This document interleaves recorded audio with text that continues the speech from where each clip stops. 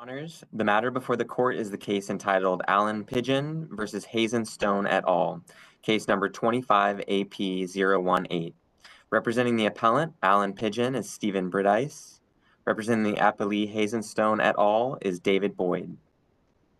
Okay, good morning again, counsel. We'll hear from counsel for the appellant first, of course. Please introduce yourself, identify your client, and then proceed. Thank you, Your Honor. My name is Stephen Bridice. I represent Allen Pigeon, the appellant in this case. Thank you. Mr. Chief Justice, Your Honors, may it please the court.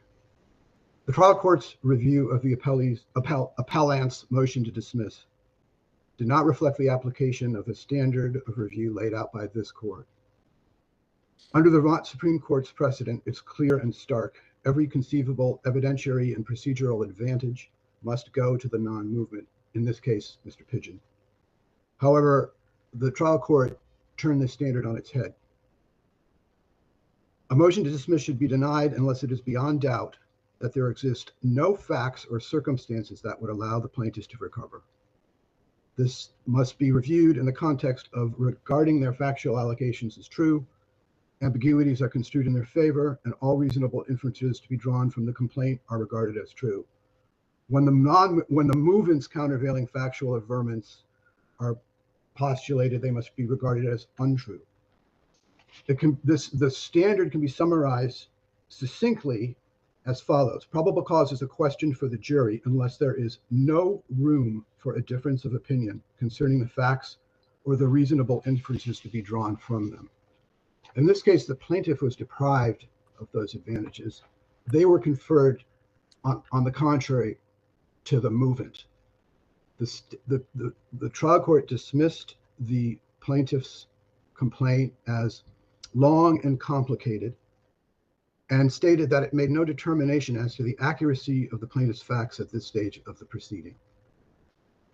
However, the plaintiff's complaint is supposed to be the core of the facts to be assessed and tested, given the benefit of the evidentiary and procedural advantages that I spoke about.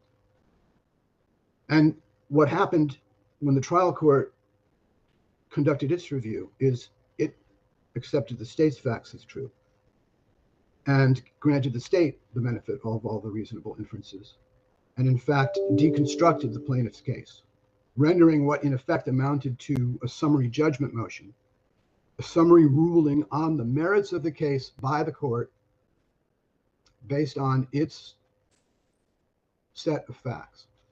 Mr.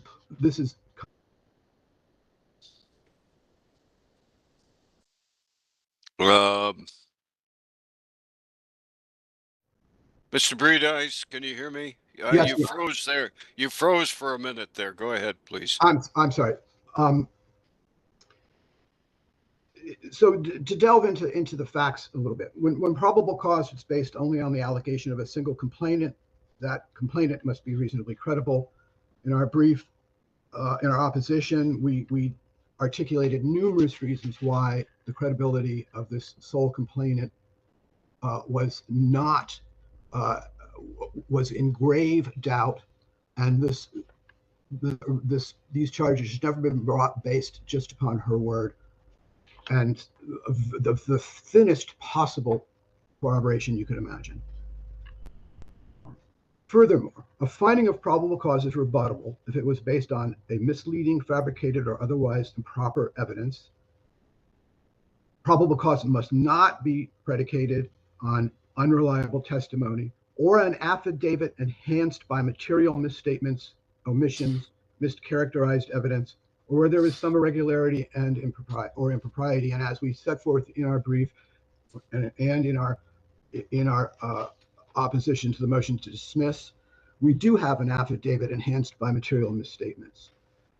How the case came to the Vermont State Police attention, omission about the facts from the motor vehicle accident scene, including the existence of a gun, lies by the complaining witness about whether or not she'd been drinking, the history of the personal connection between Hazen Stone and Sergeant Bruzy, the conversations between Hazenstone and Sergeant Brucey, and then the information given to Trooper Farmer were all ignored or mischaracterized. They all suggest some sort of irregularity at the very least. And giving the plaintiff, the non-movement, the benefit of inferences, it cannot be said that there's no room for difference of opinion, but that all of these improprieties and irregularities are not material. If we're going to apply the standard in Richards and White Current and Wolfer versus Vermont Digger, we have to acknowledge that reasonable inferences can be drawn that would support or at least preclude dismissal of the complaint at this early stage. Okay. All right. Your time has expired.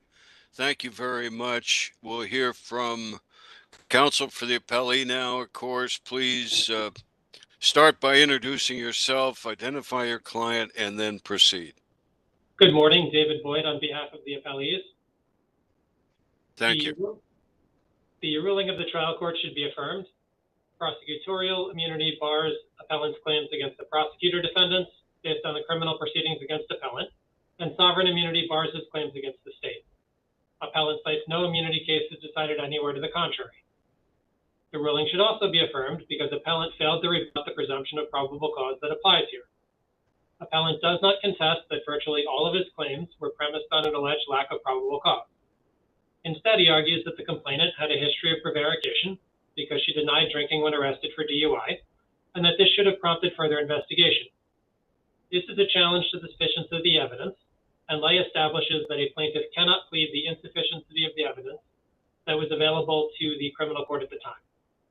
The state police also did not arrest anyone before investigating the complainant's claim that she'd been sexually assaulted by her brother as a child and physically assaulted as an adult by her brother and appellant, including being burned with a cigar.